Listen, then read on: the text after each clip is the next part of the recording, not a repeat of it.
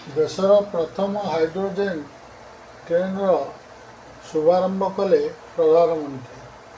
ପ୍ରଧାନମନ୍ତ୍ରୀ ନରେନ୍ଦ୍ର ମୋଦି ଶୁକ୍ରବାର ଦେଶରେ ନିର୍ମିତ ପ୍ରଥମ ହାଇଡ୍ରୋଜେନ୍ ଫୁଏଲ୍ ସେଲ୍ ଟ୍ରେନ୍‌କୁ ସବୁଜ ପତାକା ଦେଖାଇ ଶୁଭାରମ୍ଭ କରିଛନ୍ତି। ଏଥିସହିତ ଭାରତ ସ୍ୱଚ୍ଛ ଓ ଆଧୁନିକ ରେଳ ବ୍ୟବସ୍ଥାର ଏକ ନୂତନ ଯୁଗରେ ପ୍ରବେଶ କରିଛି। ଏହି ସଫଳତା ସହ ଭାରତ ବିଶ୍ୱର ସେହି କେତେକ ମନୋନୀତ ଦେଶ ମଧ୍ୟରେ ସାମିଲ ହୋଇଛି ଯେଉଁମାନେ ରେଳ କ୍ଷେତ୍ରରେ ହାଇଡ୍ରୋଜେନ୍ ପ୍ରଯୁକ୍ତିବିଦ୍ୟାର ବ୍ୟବହାର ଆରମ୍ଭ କରିଛନ୍ତି। ଏହି ଟ୍ରେନ୍ ଉତ୍ତର ରେଳବାଇର ନର୍ଦର୍ଣ୍ଣ ରେଲୱେ ଜିନ୍ଦ୍ ସୋନିପତ ସେକ୍ସନରେ ଚଲାଯିବ।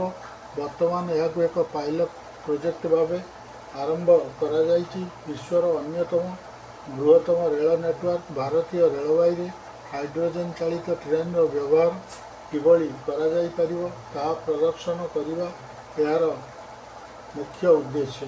ଏହି ପଦକ୍ଷେପ ସହିତ ଭାରତ ଜର୍ମାନୀ, ଜାପାନ, ଚାଇନା ଓ ଆମେରିକା ଭଳି ଦେଶଗୁଡ଼ିକର ତାଲିକାରେ ସାମିଲ ହୋଇଛି ଯେଉଁମାନେ ହାଇଡ୍ରୋଜେନ୍ ଆଧାରିତ ରେଳ ପରିବହନ ବ୍ୟବସ୍ଥା ଉପରେ କାର୍ଯ୍ୟ କରୁଛନ୍ତି।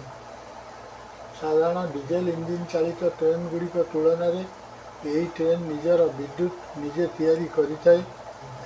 ଏଥିପାଇଁ ଏଥିରେ ହାଇଡ୍ରୋଜେନ୍ ଫୁଏଲ୍ ସେଲ୍ ପ୍ରଯୁକ୍ତିବିଦ୍ୟାର ବ୍ୟବହାର କରାଯାଇଛି।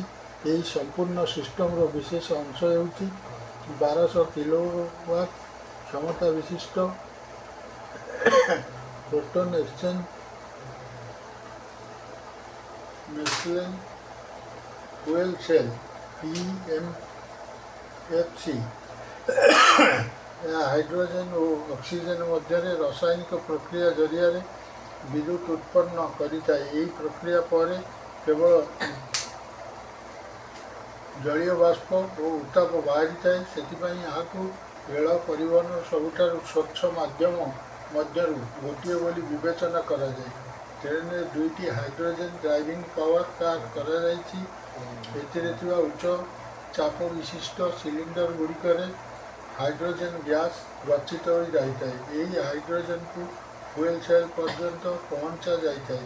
ଫୁଏଲ୍ ସେଲ୍ ଏଭଳି ଏକ ସିଷ୍ଟମ ଭାବରେ କାମ କରିଥାଏ ଯାହାକୁ ବାରମ୍ବାର ଚାର୍ଜ କରିବାର ଆବଶ୍ୟକତା ପଡ଼ିନଥାଏ ଯେ ପର୍ଯ୍ୟନ୍ତ ଏହାକୁ କ୍ରମାଗତ ଭାବରେ ହାଇଡ୍ରୋଜେନ୍ ମିଳୁଥିବ।